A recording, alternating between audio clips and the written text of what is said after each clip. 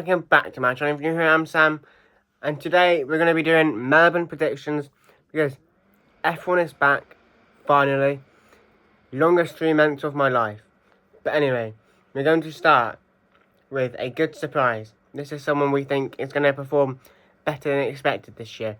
Curtis, who do you think is going to be a good surprise this weekend? Big surprise, I do think, because the car has massively improved from what it was last year, especially in pre-season testing. I've got Pierre Gasly. Ooh, I reckon I reckon he'll finish in top 6. That is my prediction, because he is incredibly experienced now with Alpine. He's the longest serving Alpine driver, I believe. And yeah, he's got the experience. He's so underrated. Seriously, it's a crime how underrated he is. So I reckon Gasly. Fair enough. A good surprise, I'm going to be going for Arvid Lindblad. People are thinking he's going to be awful this year. I believe he's going to put out quite a few big races this year. I believe Melbourne will be the first of them. So, yeah, I've gone for Arvid Lindblad for a good surprise. Now we are going to go for a big flop. This is someone who will be performing worse than expected in Melbourne. Who do you think, Curtis? I just think it is.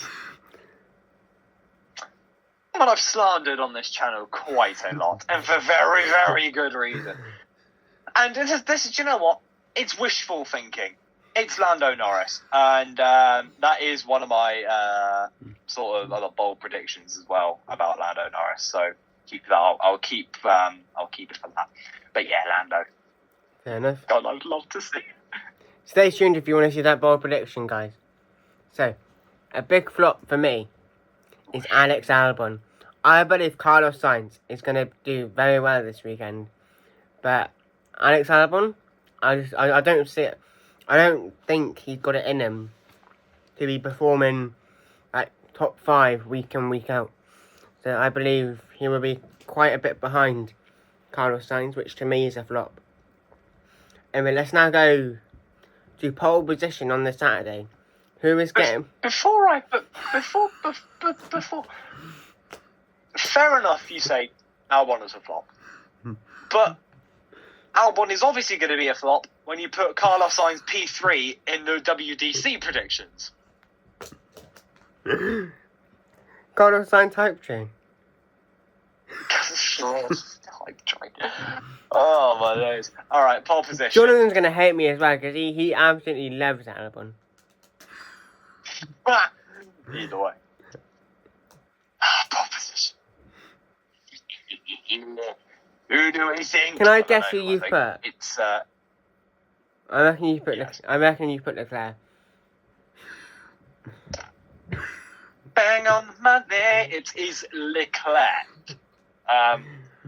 He's the best. Sorry, he wins that ball so much, and I do say, well, he doesn't. He's not a footballer, but either way, I reckon he's going to have, especially with what we saw in pre-season testing, because that's basically all we can go off of. This guy is the GOAT. He will win the championship. No, he won't. But either way, I reckon Leclerc first. He's going to have a blistering up in a really good car that can get a really good start. I reckon he'll lead into turn 1 and not do Orlando. So, yeah, P1, I reckon he'll get it in there. He's got it in him. Fair enough. I've gone for pole position. This is a bit bold, but I'm going to explain my reasoning first. I believe it should be George or Max, but I believe they're both going to make mistakes around the lap, or they're going to be held up. So I don't believe either of them are going to get a pole. I believe pole will be Andrea Kimi Antonelli, purely because he will have a clean lap at the end, and everyone else will be in traffic. So, props to the Mercedes strategist for getting him out in a good time, and I'm going to back Kimi for pole position.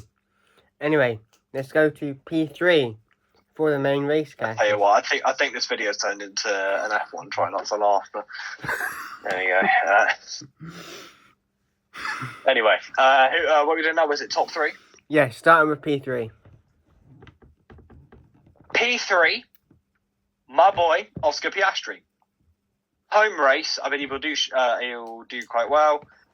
If he doesn't do what he did last year, turn the car into a I know lawnmower what and all happened that last stuff. So year. I reckon, yeah, he turned the car into a lawnmower. Anyway, so I reckon he'll have a strong race, even with the McLaren being shoddy at best, and he'll put in a strong performance. It's his home race. You always want to perform at your home race, even if it's Alex Albon when Thailand out of the circuit, but whatever. Yeah, P3.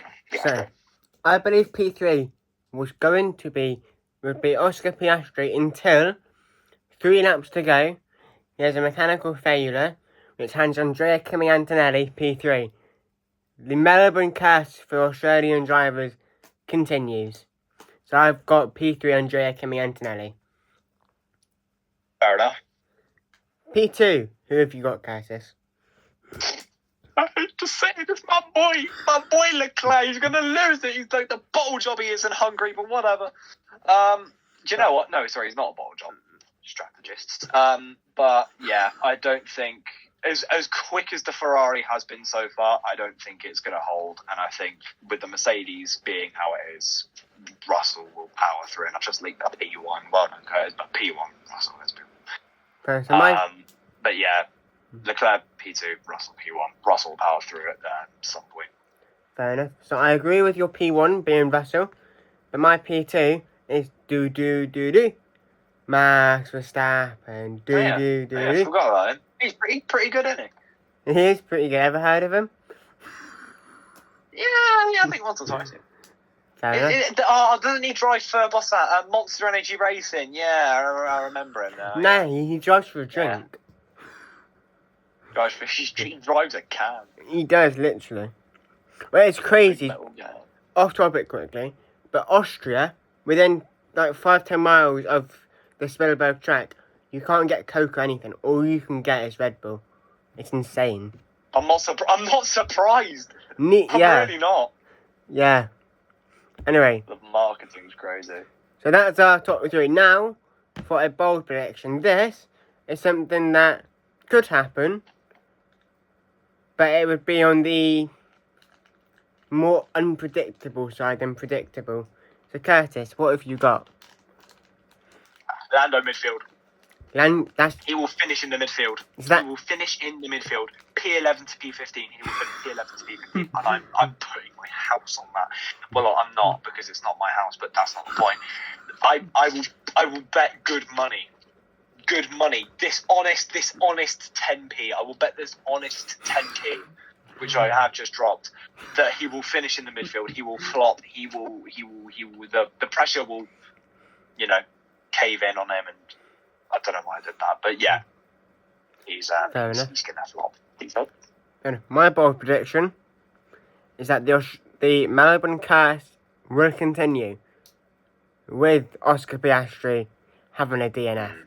Whether it's mechanical failure, whether it's he crashes, whether it's even he doesn't start because these engines could be unreliable, I don't know. But I believe he won't get to the end of the race. And now we move on to a crazy prediction. This is something just utter delusional / stupid that there is like a 0.01% chance that this comes true. Curtis, what have you gone for? Audi double points. Fair enough. Audi double points. I reckon it's not too far out the realms of reality, especially if my Lando wishful thinking comes true. But yes, and to all the 2 people watching, yes, I do not like him. But Audi double points. Hulkenberg's got the experience. Bortoleto is Brazilian. I don't know how that plays in, but whatever. So yeah, I reckon they'll have a strong and with their history of racing. I mean, they've done well at Le Mans. They've done well at Rally, which I don't get how this really ties in, but whatever. Audi have a good history of motorsport, so I reckon they might have a couple of results in this year anyway, which I said in the last video, that might actually genuinely shock people. Fair enough. So my crazy prediction, I've got 2, so we're going to go for a wild card prediction after. So my crazy prediction is that Carlos Sainz... No, right, okay, before you even... utter a word. This will not happen, okay? This won't happen. He's been glazing Carlos Sainz for the past hour and 20 minutes because we recorded the video before this one, which is almost an hour long, okay? I had to sit for 5 minutes listening to him round about Carlos Sainz and how he's going to be P3 in the World Drivers' Championship above Leclerc, who he put fourth, which is a genuine joke, a mystery. A mystery. I get that the Ferrari engineers are maybe some of the most delusional people on the planet after Ferrari fans. That's not the point. But the point is, if Carlos Sainz was still at Ferrari, I'd back it. He's at Williams, who've been underperforming at pre-season. I don't like it. So my prediction is that Carlos Sainz will get on the podium. He'll be running P4 for most of the race, and then Piastri will DNF. And Carlos Sainz will inherit a podium. Now for a wildcard prediction. This is something that it's crazy. It's in between the bold prediction and the crazy prediction. So Curtis, what have you got? Tying in with the big surprise, Pierre Gasly will finish, let's say, P7 or higher. Fair enough. Considering the how the Alpine was last year, baguette power, literally relying on brie cheese for fuel. I do reckon he will massively improve because he's an incredibly underrated driver, and I like him, and he's French. Fair enough. So my wildcard prediction is that Aston Martin will complete at least 3 racing laps. Nah, sorry, it's just right. It gets to a point. That might be the most unrealistic. Do you know what? If that comes true, Carlos Sainz will win the championship. He won't be, he'll win it. He'll win it all. In. So I have got Curtis on the Carlos Sainz hype train now. Thank you. So Aston Martin will complete 3 laps. Yeah, if that comes true. Right, this is excluding the formation lap, but between the drivers. So if Lance does 1 lap, Fernando does 2, that prediction comes in. Jesus. And this is the extent to how we've gone from saying Aston Martin 2026 World Champions to Aston Martin 2026. Will they even start a race? Yeah. Anyway, I think we're going to round it off there. Please like, subscribe, hit the notification bell. Until next time, goodbye.